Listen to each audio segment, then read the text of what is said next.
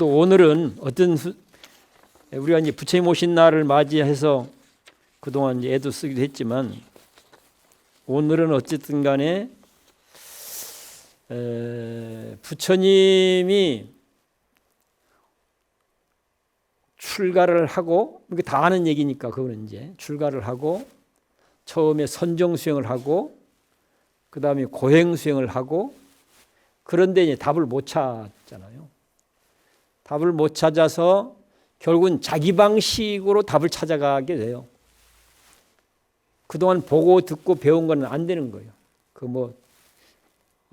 그래도 이제 왕자 출신이니까 또 타고난 천재성도 있고, 그러니까 그 시대에서는 그 시대로 보면 그런 지적 역량이라고 할까, 이런 게 최고 정점인 사람이잖아요. 또 그걸 뒷받침할 수 있는 좋은 조건을 또 갖고 있는 사람이다. 그러니까 우리가 생각하는 것보다 사실은 생각하고 보고 듣고 배우고 알고 나름대로 이제 문제의식을 갖고 뭔가 이게 정리해가고 하는 것들이 우리보다 훨씬 사실은 더 높게 깊게 또는 풍부하게 이런 것을 갖춘 사람이거든 이게. 그런데 어쨌든 그런 자기 역량을 자기 정량을 하여튼 온전하게 다 써서 검토를 한 끝에 출가도 하고, 출가해서 그 시대의 최고의 수행자라고 하는 사람들을 스승으로 해서 실제 그 수행도 해보기도 하고 고행 수행도 해보고 선정 수행도 해보고, 그런데 찾고 싶은 답이 안 나와서 이제는 백지 상태에서 자기 방식의 답을 찾아가거든요. 오늘은 그 얘기부터 이제.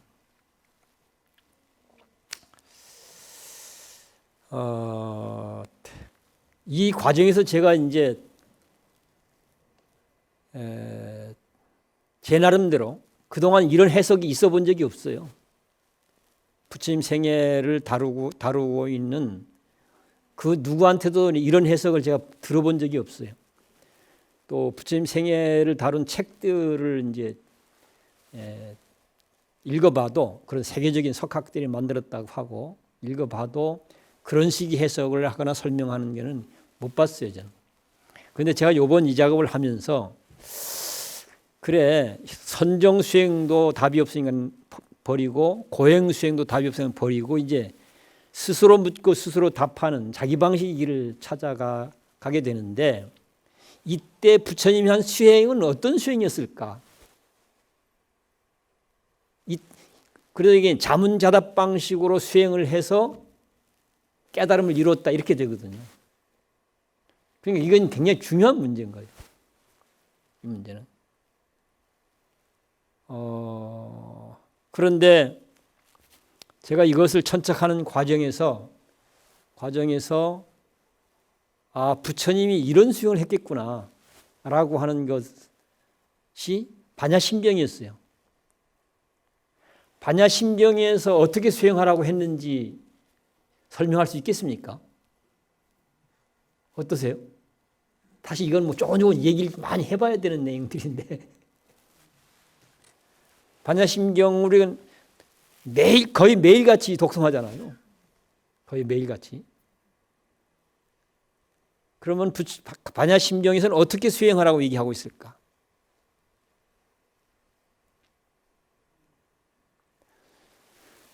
조견, 오온, 개공 이렇게 되어 있죠?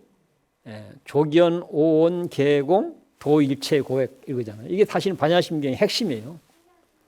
전부이기도 하고, 이것만 잘 다루고 잘 알고 또 잘 삶이 되도록 만들어내면 그게 전부라 해도 과언이 아니죠.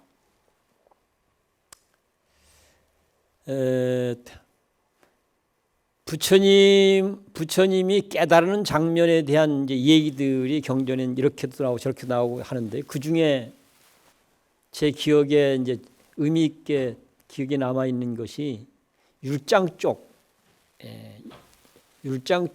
자료에 보면 부처님이 뭐 우리 한국 불교식으로 말하면 오도성이라고 할 수 있겠죠. 깨달음성, 깨달음의 말씀, 깨달음의 노래 뭐 이렇게 얘기할 수 있겠는데 단순화시켜 보면 이렇게 돼 있어요. 주의 기울여 관찰 사유하는 수행자에게 연기의 실상이 환하게 드러났다. 뭐 이런 얘기입니다. 이 말하고 조견 오온 계공 이 말하고 어땠습니까? 같아 보입니까? 달라 보입니까? 같아 보여요? 주의 기울여 고요히 주의 기울여 꾸준하게 관찰 사유하는 수행자에게 연기의 실상이 드러났다 이렇게 얘기하죠. 그때 관찰의 대상이 뭐였을까요? 뭘 관찰했을까요? 반야심경에서는 뭘 관찰하고 되어 있어요?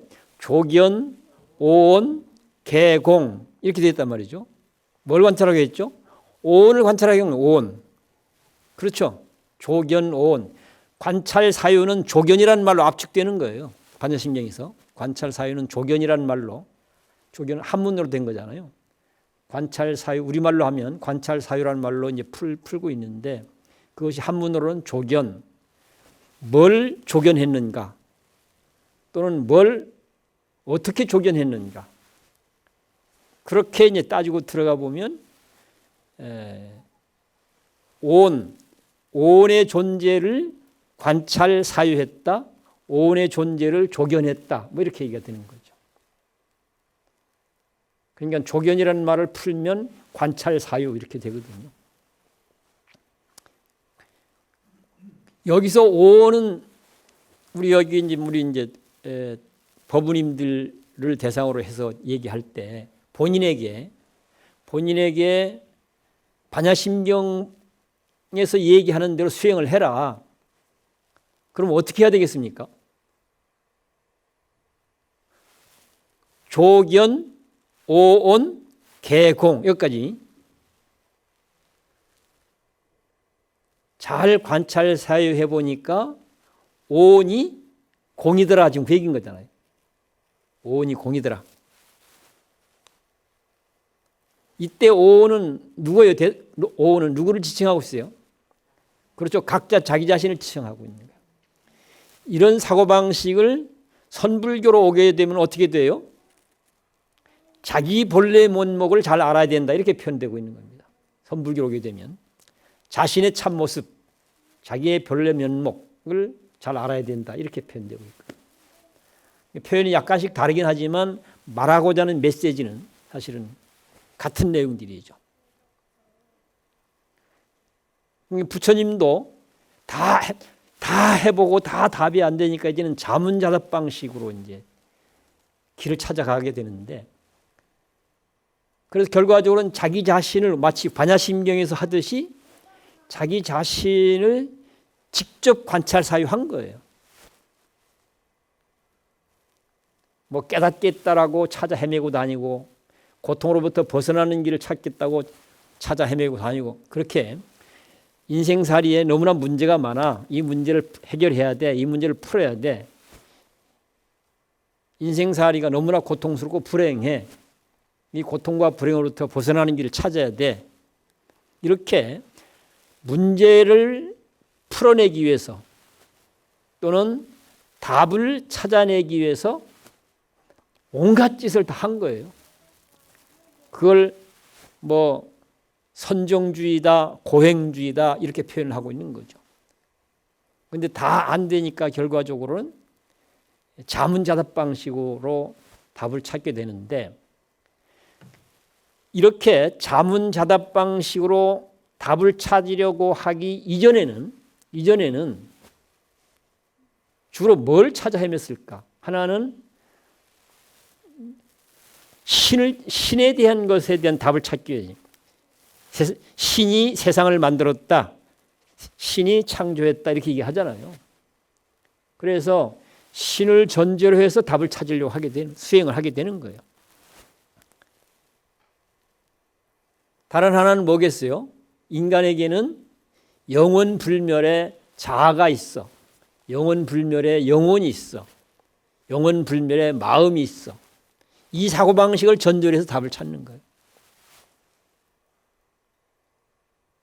그러니까 결과적으로는 자기 자신을 직접 대면해서 답을 찾는 작업은 안 했던 거예요. 신을 전제로 하고 아트만을 전제로 하고 기본적으로 신을 전제로 해서 답을 찾는 방식, 아트만을 전제로 해서 답을 찾는 방식, 이것도 이제 제 해석인데요. 신을 전제로 한 사고방식이 선정수행의 성격을 띠요. 제가 보기에는. 선정수행. 그 다음에 아트만을 중심으로 한 사고방식이 고행수행이라는 형태로. 그런데 신을 전제로 하고도 아트만을 전제로 하고 답이 안 나오는 거예요. 그리고 자문자답하게 돼요. 자문자답하면서는 구체로 내용은 뭘까? 반야심경에서 얘기하는 조견, 오온, 즉 자문자답도 결국은 오온을, 즉 문제를 해결하겠다, 해답을 찾아내겠다. 그렇게 문제를 삼고 있는 본인, 문제를 해결하려고 하는 본인, 또는 고통으로부터 벗어나는 길을 찾으려고 하는 본인 자신을 관찰해 본 적은 없는 거예요. 자기 말고 다른 것만 해요. 자기 자신을 직접 대면해서 관찰 사회해 본 적은 없는 거죠. 근데 이제 다 해보고 안 되니까 이제는 자기 자신을 직접 대면해서 지금 여기 오온으로 이루어진 나라고 하는 존재, 이거는 도대체 어떻게 생겨먹은 존재야 하고 관찰 사유를 한 거죠. 그것을 반야심경에서는 조견, 오온, 개공, 도일체고액 이렇게 표현을 하고 있죠. 그 말을 뭐 잘 알다시피 오온이 공함을 조견하면, 잘 관찰 사유에서 공함을 잘 알면 일체의 고난과 액난으로부터 자유로워질 수 있다. 지금 그 얘기입니다. 그래서 부처님도 결과적으로는 다 해보고 안 되니까 자문자답 방식으로 했고 거기서 답을 얻습니다. 그러면서 무슨 얘기를 하냐면 깨달음을 이룬 다음에 뭐 얘기하면서 어떤 얘기를 하냐면 일찍이 그 누구도 가본 적이 없는 길, 일찍이 그 누구도 가본 적이 없는 길이라고 표현하고 있어요. 그러니까 당신에 의해서 처음 시도되었고 당신에 의해서 처음 발견됐다. 지금 그 얘기하고 있는 거예요. 무엇이 발견됐는가? 무엇을 처음 시도했는가? 교리적으로는 중도를 발견했다 이렇게 얘기하고 있고 중도적으로 하니까 답이 나왔다 이렇게 얘기하고 있습니다. 중도를 발견했다. 중도적으로 하니까 답이 나왔다. 중도적으로 한다는 얘기는 뭘까요? 오온의 존재, 지금 여기 삶의 주체인 오온으로 이루어진 지금 여기 나, 이런 얘기죠. 삶의 주체를 직접 대면해서 관찰 사유해 보니까 그 내용을 보니까 공이더라 이렇게 되죠. 공의 다른 표현은 뭐가 있죠? 공의 다른 표현. 그렇죠. 연기로 이루어졌더라 이렇게 되는 거죠. 연기로 이루어졌더라. 공의 존재더라. 뭐 이런 얘기죠. 그냥 연기란 말과 공이란 말은 말하고자 하는 내용은 같은 내용이에요. 다만 실제 상황에 적용할 때 이럴 적에는 연기라고 적용하는 게 바람직하고 저럴 때는 공이라고 적용하는 게 바람직하다 해서 그거는 써야 될 현장에 따라서 연기라고 얘기하기도 하고 공이라고 얘기하기도 하고 내용은 같은 내용입니다.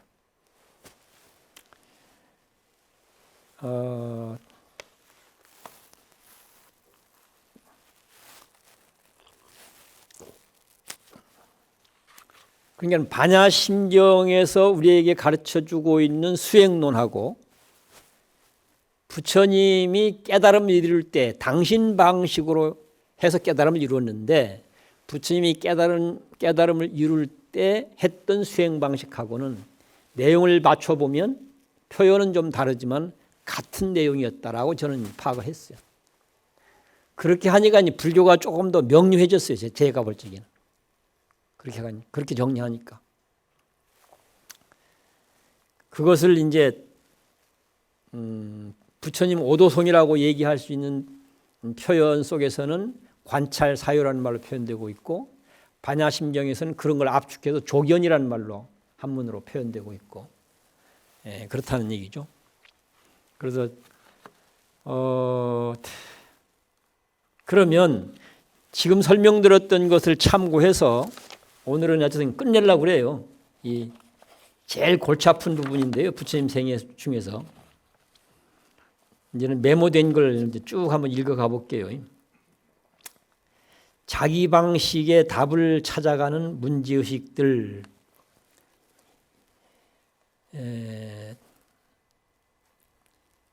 좋은 장소를 찾아 결과부자하고 앉았다. 그러니까 고행주의도 버리고 선정주의도 버리고 이제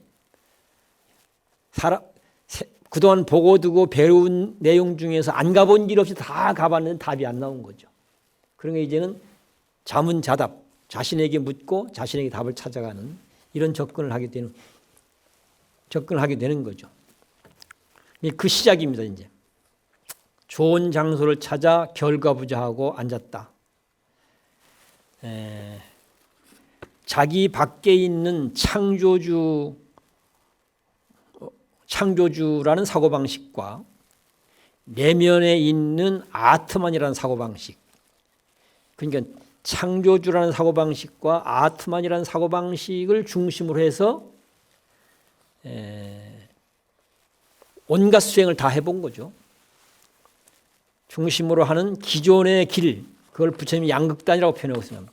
양극단을 버리고 지금 여기 내 삶의 주체인 나는 누구인가, 어떤 존재인가 라고 하는 직접 대면해서 어떤 전제도 없이 자신의 참모습을 있는 그대로 직접 주의 기울여 관찰 사유했다. 그 과정에서 뭘 깨달았는가? 이제 부처님 깨달음에 대한 얘기예요. 이제 그 과정에서 지금 여기 내가, 지금 여기 삶의 주체인 나 자신이 어떻게 생겨먹은 존재인가 하고 관찰 사유해 보니까 알게 된 거죠. 뭘 알게 됐는가?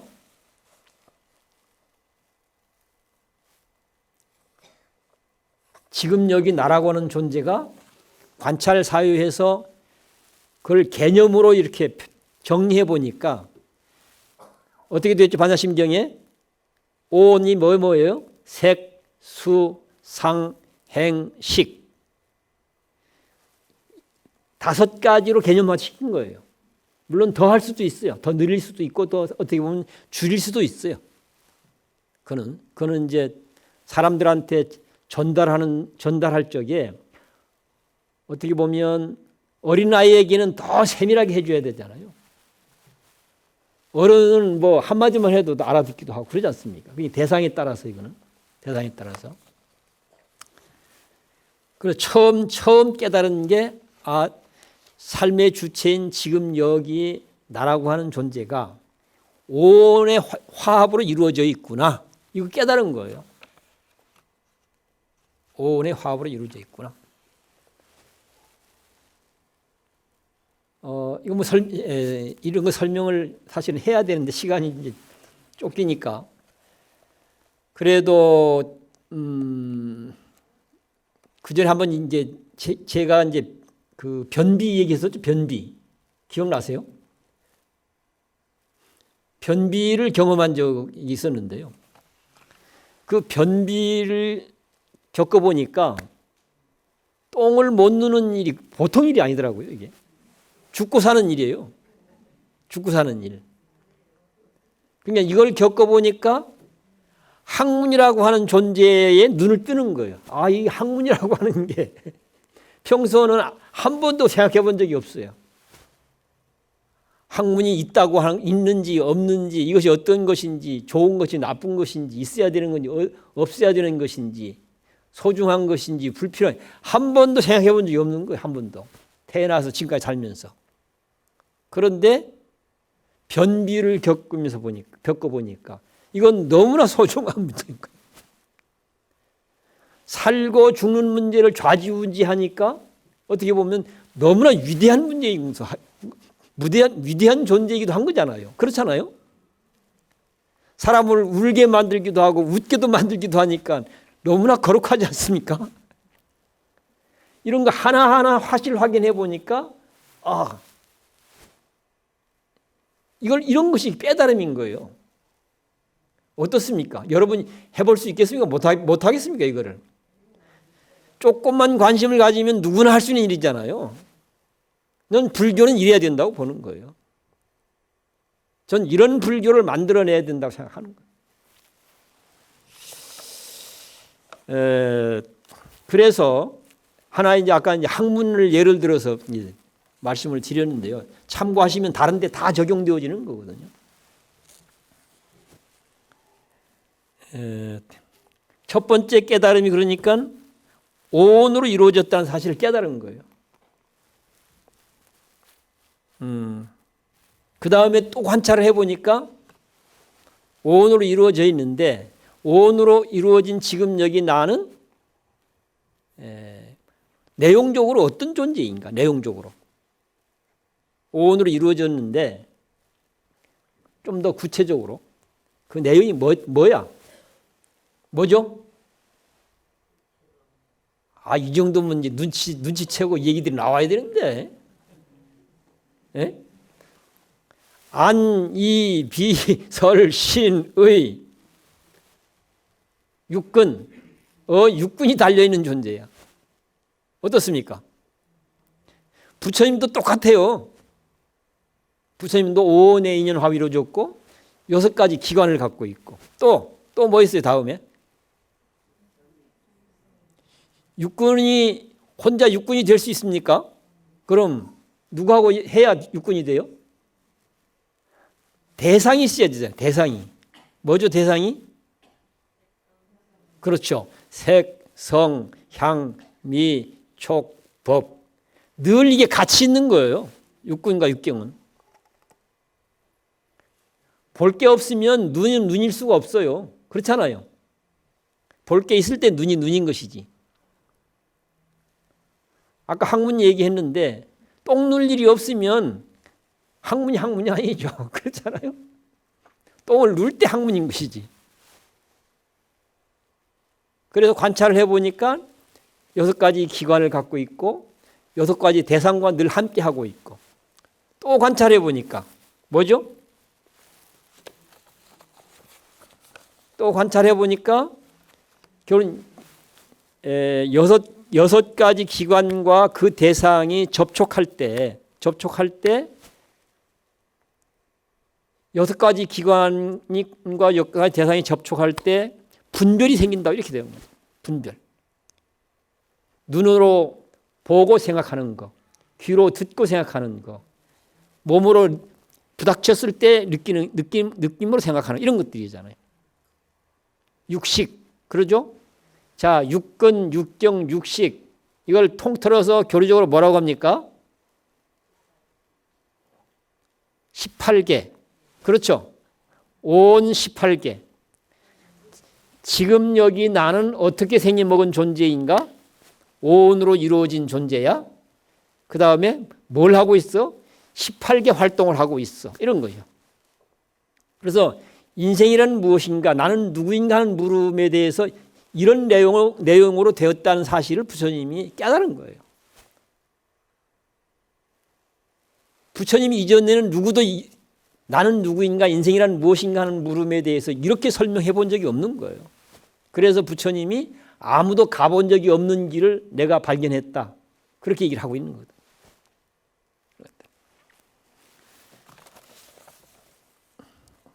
여기까지가 이제 어쩌면 삶의 주체인 나는 누구인가라고 스스로 묻고 스스로 답을 찾는 방식으로 접근을 했어요.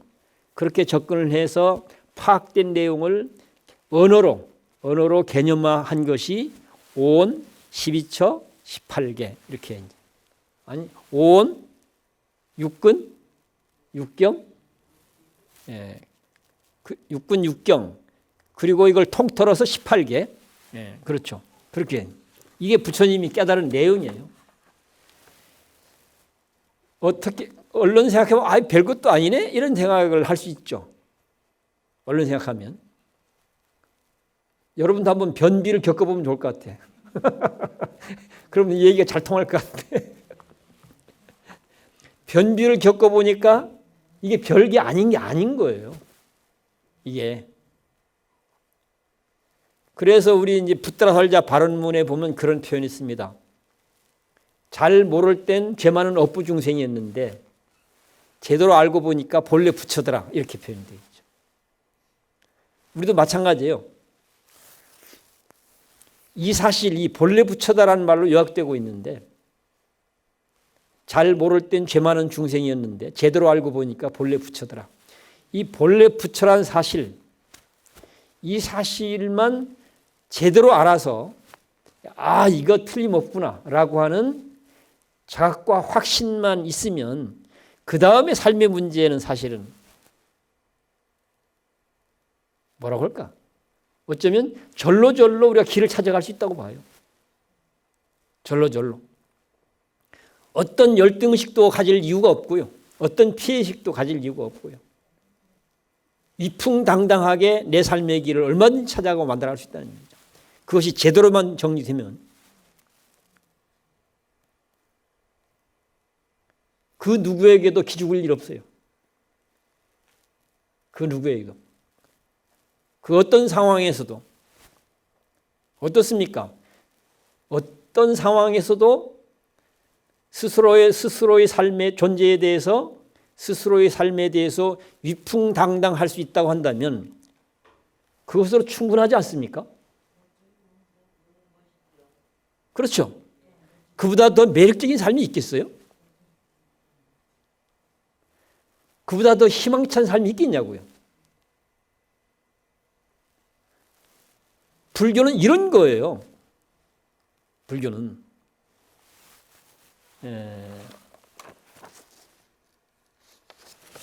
자, 이제 그 다음으로 가겠습니다. 이제 그 다음은 그래 그렇게 대단한 존재인데 왜 현실적으로 이렇게 고통스럽고 불행한 거야? 그렇죠. 왜 삶이 이렇게 깝깝한 거야? 이런 거잖아요. 왜 고통스럽고 불행할까? 또는 현실적으로는 고통에 시달리고 있는데 이제 어떻게 해야 돼 그러면? 그렇게 멋있는 존재인데 그럼 어떻게 해야 돼 지금? 그 얘기인 거죠. 그 다음에 이것도 부처님이 깨달은 거예요. 부처님이. 이렇게 깨달음의 문제를 이렇게 다루면 기성 불교인들은 이구동성으로 시시하게 생각해요. 부처님의 깨달음이 그렇게 평범한 거야? 그렇게 시시한 거야? 아무나 할 수 있는 그렇게 뭐 형편없는 거야? 그렇게들 생각하고 있어요. 이게 큰 병이죠. 반야신경에서 이런 걸 뭐라고 해야 되는가? 반야신경 그걸 전도몽상 이렇게 얘기하고 있는 거예요. 그거 다 전도몽상이야? 이런 얘기죠.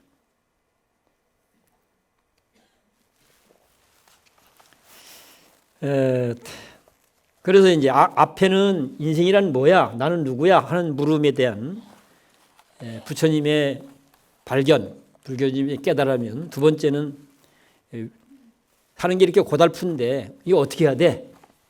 어떻게 해야 이 고통과 불행으로부터 벗어날 수 있는 거야? 어떻게 해야 우리가 자유롭고 평화로운 삶을 살 수 있는 거야? 라고 하는 이런 물음을 갖고 답을 찾아가게 되죠. 자, 메모한 거 읽어보겠습니다.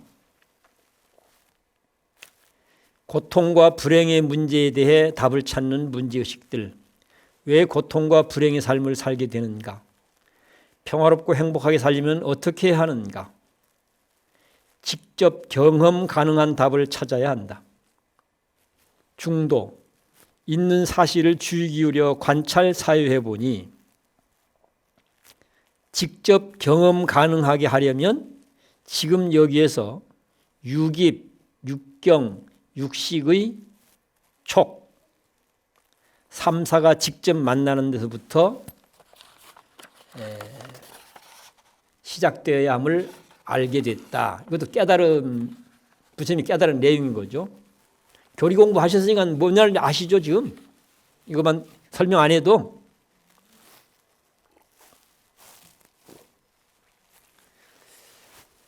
중도적으로 한다는 얘기가 늘 설명해 왔는데 비슷한 사고방식, 이 부처님이 얘기하는 중도란 말을 통해서 우리에게 알려주고자 하는 내용하고 부처님 말씀 말고 다른 데서 비슷한 내용을 가져온다면 어떤 게 있을까 하고 봤을 때 우리가 가장 가까이 어쨌든 이쪽 아시아권이라고 할까요? 동양, 쉽게 얘기해서 동양권에서는 이제 중국 사유 방식, 우리는 중국 사유 방식의 영향을 제일 많이 받고 있죠. 중국 사람들이 이제 얘기하는 내용 중에서 실사구시라는 말이 있잖아요. 실사 들어보셨죠? 실사구시. 이 실사구시의 사고 방식하고 중도의 사고 방식하고 저는 비슷하다고 봐요. 주로 이제 중도를 얘기할 적에 중용 얘기를 많이 합니다. 중용은 논어에 나오는 얘기가 그렇죠. 중용 얘기를 많이 하는데 저는 그건 타당하지 않다고 봐요. 굳이 비슷한 걸 찾으려면 실사구시의 사고방식하고 중도의 사고방식하고 오히려 맥을 같이 하고 있다고. 그 다음에 현대사회로 오게 되면 과학적 태도와 방식, 과학적 태도와 방식이 전 실사구시의 사고방식하고 중도의 사고방식하고 맥을 같이 한다고 보고 있습니다.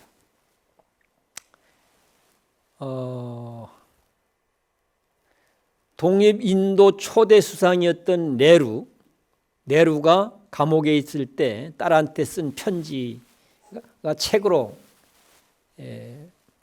출판이 돼서 많은 사람들이 읽었죠. 그 내용에 보면 그런 얘기를 하고 있어요. 그 시대에 벌써 오래전 얘기잖아요.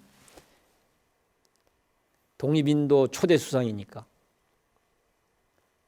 오래전에 무슨 일을 하냐면 그 시대에 요즘 사람들이 문제는 달리 얘기하면 현대는 과학시대인데 이런 얘기입니다. 현대는 과학시대인데 문제는 과학적으로 사고하지 않는 게 문제야 이런 얘기하고 있어요. 과학적으로 사고하지 않는 게 문제. 과학적으로 사고하기만 한다면 우리는 이렇게 안 살아. 이런 얘기하고 있는 거예요. 저는 이제 중도, 실사구시, 과학적 태도와 사고 이렇게 엮어서 우리가 좀 생각을 하면 중도라는 말이 갖는 의미에 대한 이해가 좀 더 자연스럽고 합리적으로 되고 그러지 않을까 싶어서 설명을 드려봅니다.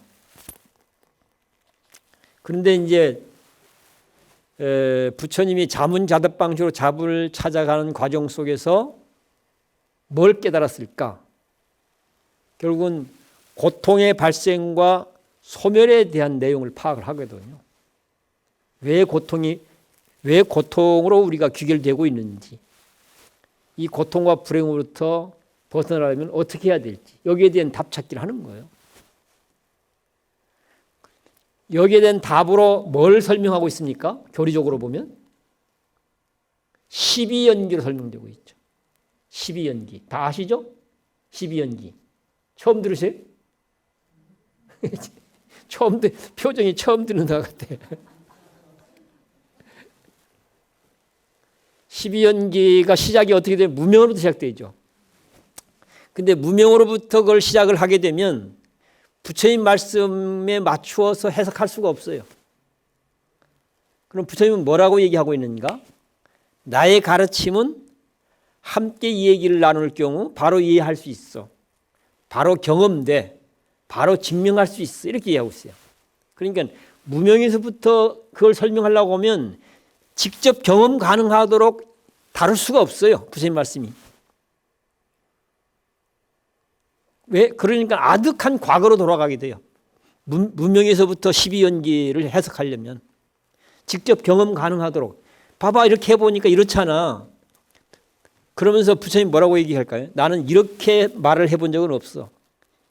이게 뭔 말인지 아십니까? 여기에는 질문이 있는 거예요. 무슨 질문이 있겠습니까? 내 주먹에 뭐 들어있게 하는 질문이 있는 거예요. 뭐 들어있을 것 같습니까? 예? 이 주먹에 들어있는 걸 알 수 있는 사람은 누구예요? 본인만 알아요. 나만 알지 너는 몰라. 그러니까 부처님이 나는 그렇게 안 한다 이렇게 하고. 세상에서는 똑똑한 사람들, 잘났던 사람들이 대부분 다 그렇게 얘기하고 있다는 얘기죠. 주먹을 쑥 내밀면서 이거 뭐 들어있게? 누가 알아요? 모르죠. 나만 알죠.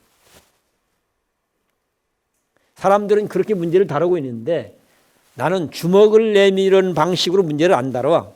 이렇게 얘기하고 있어요. 그럼 어떤 방식으로 문제를 다뤄? 어떤 방식으로 문제를 다룰 것 같습니까?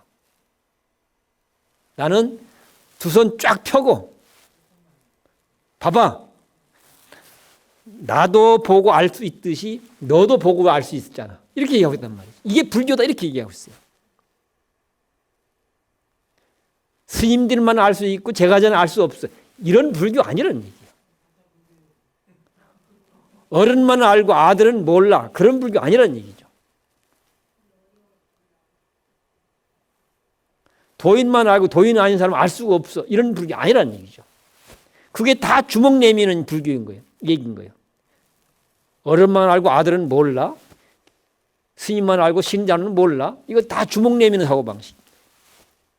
나는 알고 너는 몰라. 이거 다 주먹 내미는 사고방식. 부처님은 아니다.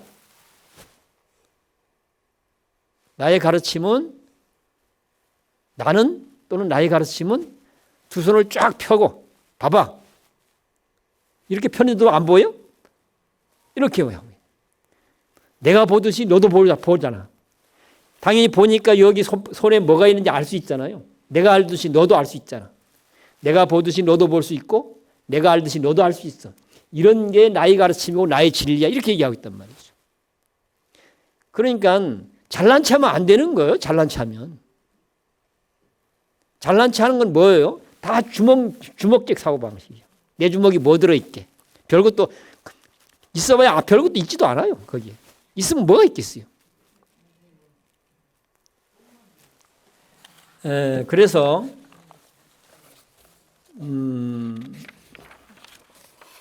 여기가 제일 복잡한데 여기에 걸려갖고 또 지금 또 헤매네. 그러면 어디서부터 이 12연기 이야기를 해야 될까? 무명, 행, 식, 명색, 유깁, 다음 뭐죠? 아따, 불교대학 출신은 한 사람도 없나? 무명, 행, 식, 명색, 유깁, 촉. 촉을 뭐라고 그래요? 삼사화합을 촉이라 한다 얘기합니다. 삼사화합이 뭐겠어요? 육근, 육경, 육식. 이게 함께 있는 걸 촉이라고 한다. 접촉한다 이 말이에요. 촉이라는 말은. 접촉한다는 얘기는 뭐예요? 이거는 지금 여기서 바로 경험한다 이 말인 거잖아요. 지금 여기서 바로. 눈은 저 등을 접촉하고 있고, 그렇죠? 귀는 제 얘기를 지금 접촉하고 있죠. 제 말하는 소리를. 그렇지 않습니까? 이건 직접 경험하고 있는 거잖아요. 직접 경험하는 것이기 때문에 어려워야 될 이유가 없는 거예요. 어려워야 될 이유가. 복잡해야 될 이유도 없는 것이고. 잘난 사람들만 알고 못난 사람은 모르고 그런 거 아니라는 얘기죠. 문제를 제대로만 다루게 되면 너도 알고 나도 알 수 있는 이런 얘기야. 이런 얘기인 거죠. 부처님이 위대한 부분은 바로 이런 부분 때문에 위대한 겁니다. 부처님이 거룩한 이유는 바로 이런 부분 때문에 거룩한 겁니다.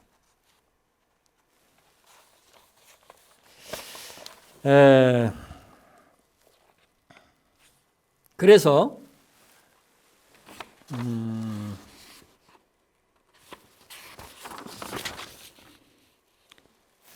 읽는 게 좋겠네.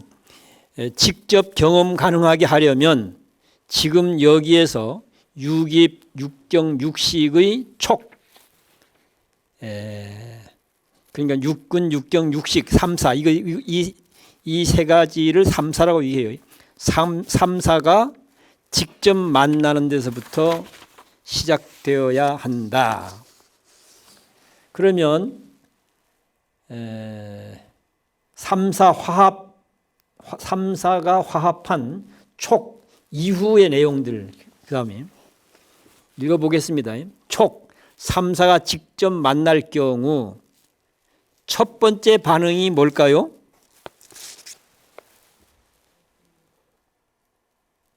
촉 다음 뭐죠? 촉, 수, 애, 취, 유, 생, 노, 병사. 생로병사. 12연기가 이렇게 되죠. 그래서 촉하는 데서부터 시작해야 되는데 여기서 내용적으로 보면 12연기라고 하는 걸 보면 논리적으로 이게 악유가 맞으려면 촉 이전 얘기도 여기서 해야 되고 이후 얘기도 해야 돼요. 이전 얘기는 뭘까? 예를 들어서 눈을 갖고 얘기해 보죠. 눈이 찻잔이라고 하는 색을 직접 만났어요. 눈이 직접 만났고 직접 만나는 순간 이 찻잔이 무슨 색깔이에요? 아, 이 찻잔이 하얀 색깔이네 라고 하는 걸 바로 분별하게 되죠. 분별. 이게 이제 육근, 육경, 육식할 때 육식 중에 하나인 거잖아요. 안식. 눈으로 분별한 거니까 안식이죠. 그런데 육근, 육경, 육식이 완전한 걸까요? 불완전한 걸까요? 육근, 육경, 육식이 완전한 걸까요? 불완전한 걸까요? 이거 완전한 거예요. 따로따로 띄어버리면 불완전할 수밖에 없어요. 그렇죠? 눈은 눈대로 따로 있고 색은 색대로 따로 있고 그러면 어떻게 돼요? 눈이 눈일 수가 없고 색이 색일 수가 없어요. 이거는 그물의 그물코처럼 연결되어서 함께 해야만 눈이 눈일 수 있고 색이 색일 수 있고 또는 안식도 안식일 수가 있고 이 세 가지가 원만 구족해요. 이런 원만 구족한 상태를 본래부처라는 말로 표현하고 있는 거예요. 본래부처라는 말을.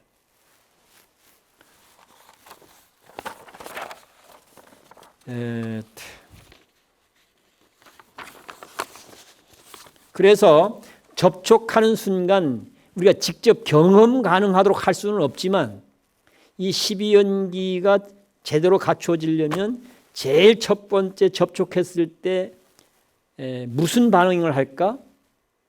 제일 첫 번째 접촉했을 때 실제는 세 가지가 원만 구족해요. 늘 함께 있는 것이기 때문에. 세 가지가 뭐였죠?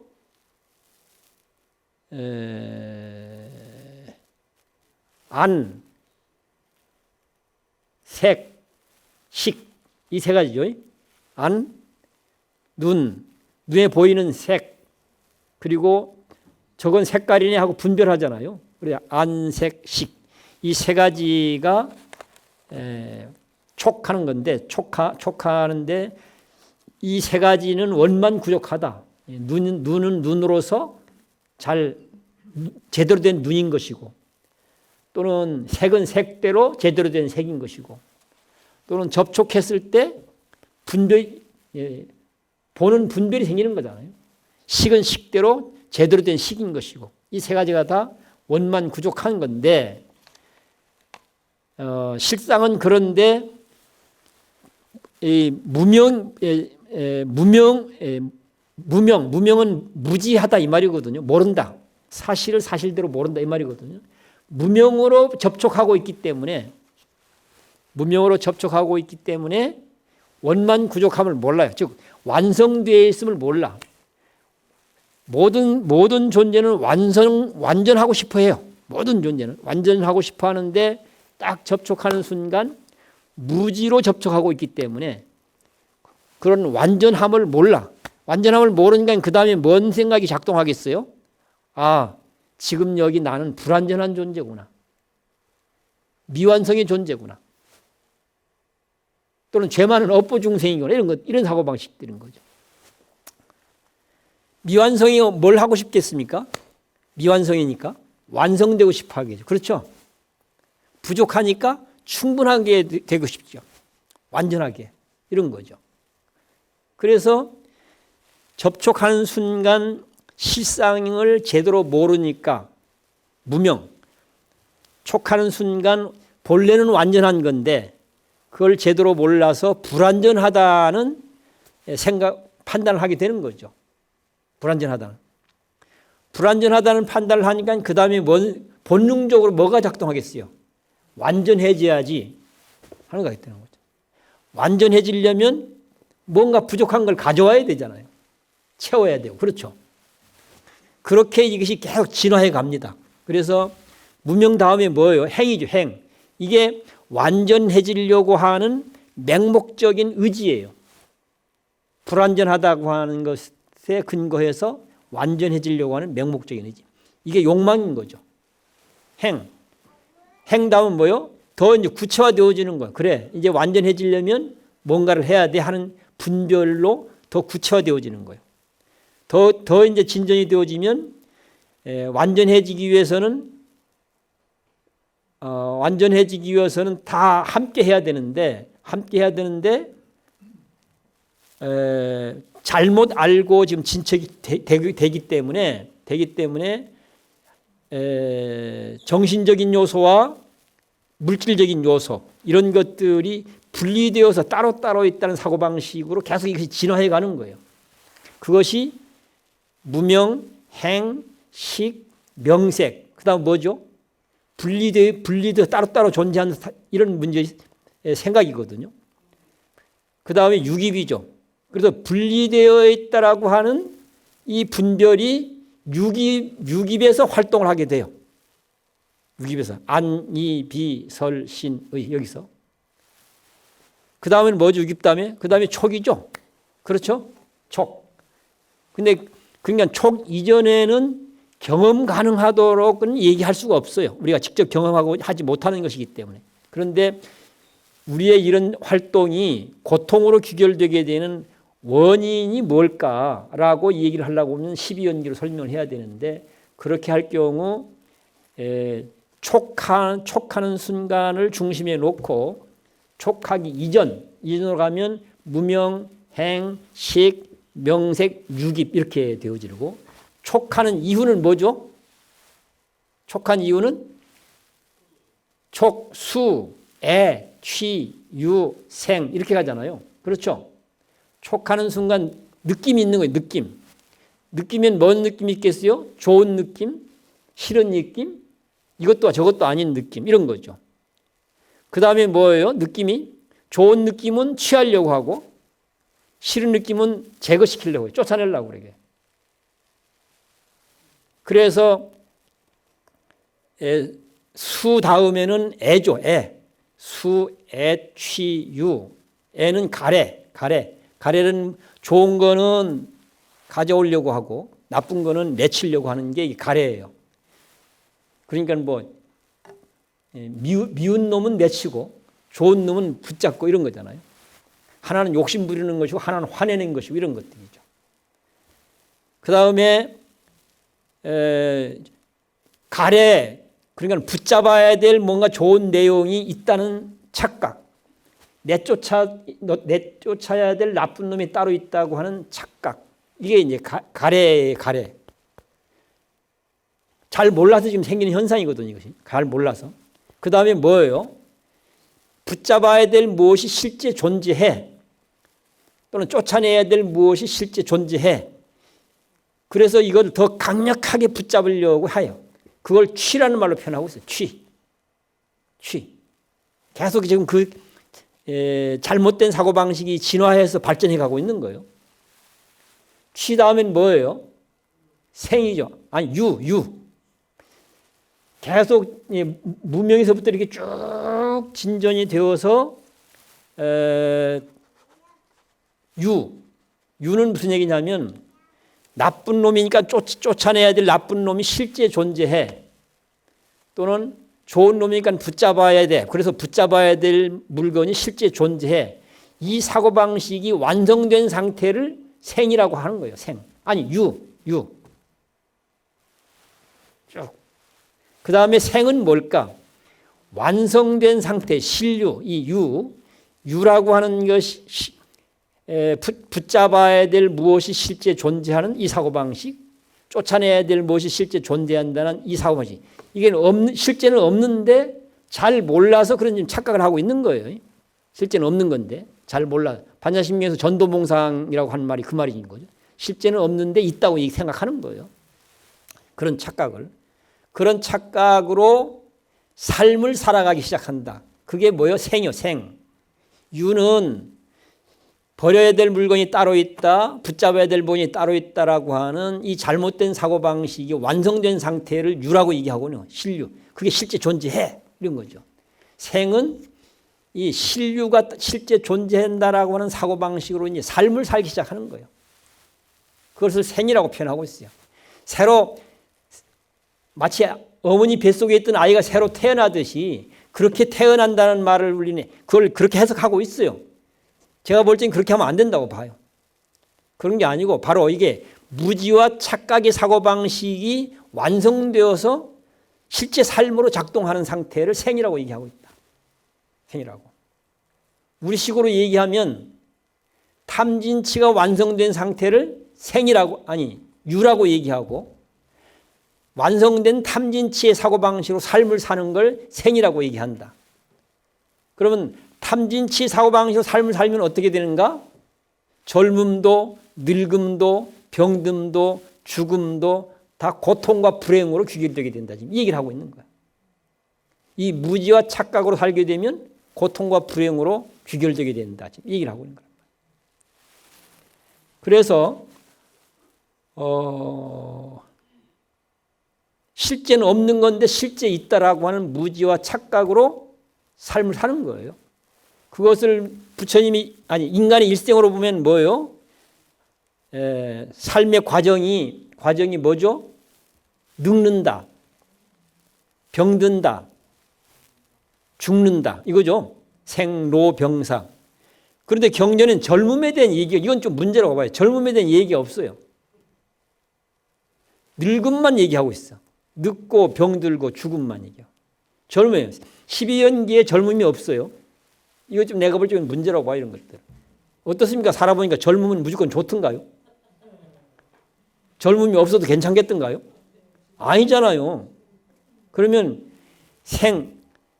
그러니까 완성된 탐진치로 삶을 살기 시작하는데, 완성된 탐진치로 삶을 살기 시작하는데 그 삶을 확인해 보면 뭐라고 개념으로 설명할 수 있겠어요? 젊음이 있고, 그렇죠. 첫 번째. 두 번째, 늙음이 있고, 병들음이 있고, 죽음이 있는 거잖아요. 깨달음으로 살게 되면 젊음도, 늙음도, 병듦도, 죽음도 고통과 불행으로 귀결되지 않을 수 있어요. 깨달음으로 살게 되면. 근데 무지로, 미혹으로, 전도몽상으로 삶을 살게 되면 젊음도, 늙음도, 병듦도, 죽음도 고통과 불행으로 귀결될 수밖에 없다. 이런 얘기죠. 여기다 더 붙이면 뭐가 있죠? 또 이별, 만남, 이별 이런 게 있죠. 애별이고, 먼증회고, 구부득고, 오음성고 이거죠. 이별은 나쁜 건가요? 만남은 좋은 건가요? 지금 이 내용으로 보면 이별은 나쁜 걸로 돼 있어. 그렇죠? 물론 이별은 슬픔으로 얘기하죠.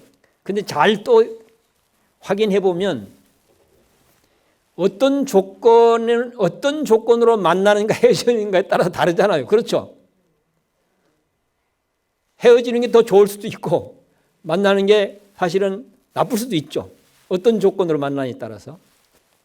그렇지만 어쨌든 한 인간이 삶의 인생을 단락단락 얘기해 보면 젊음, 늙음, 병듦, 죽음, 그리고 이별함, 만남, 또 뭐요? 내 마음대로 안 됨, 그것이 구부득고예요. 내 마음대로 안 되는 거. 또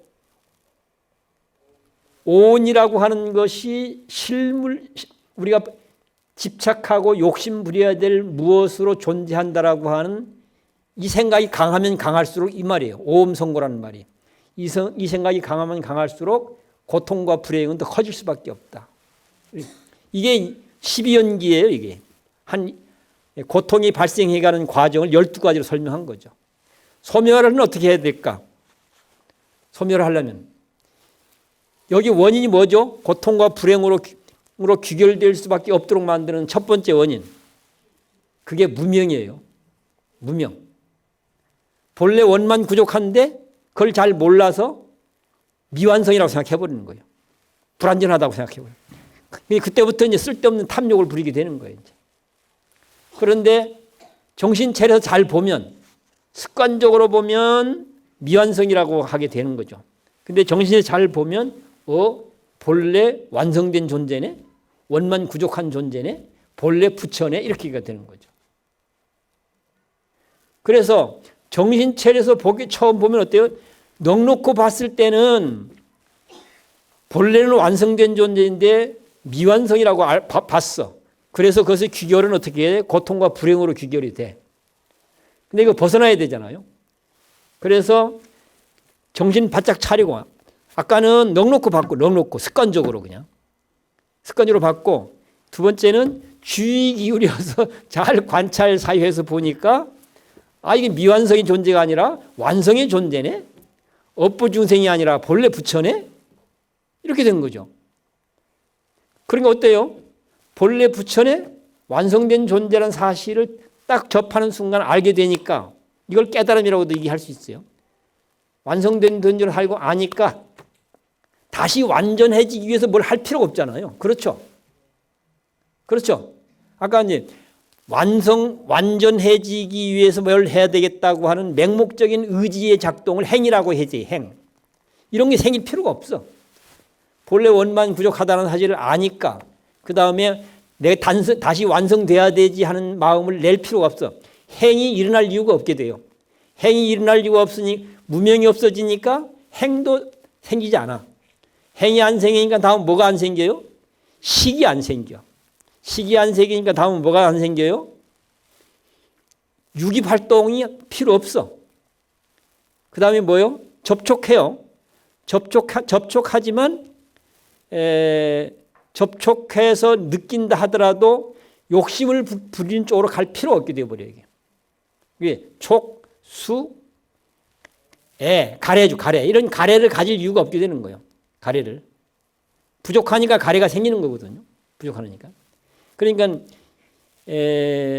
접촉하는 순간 본래의 모습을 잘 알게 되면, 깨닫게 되면, 본래 부처임을 알게 되면 다시 부처되려고 하기 위해서 뭘 할 필요가 없게 된다는 얘기죠.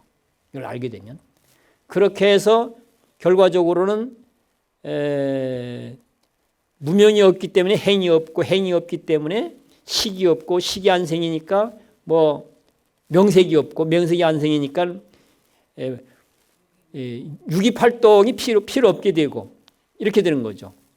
그렇게 해서 쭉 돌아가 보면 결과적으로는 생로병사, 그러니까 사고 팔고도 그것이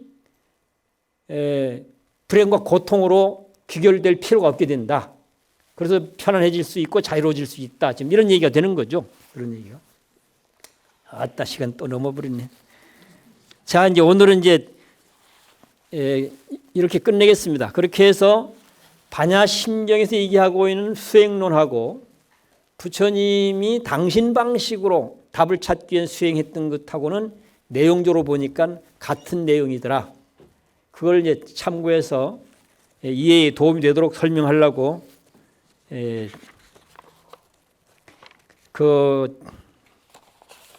뭐라고 할까, 이제 6년 고행을 포기하고 자기 방식의 수행을 통해서 깨달음을 이루는 그런 전 과정을 같이 한번 얘기를 나눠보는 것으로, 부처님 생애는 뭐 이 정도 하면 다른 거는 뭐 대충 다 비슷한 내용들이에요.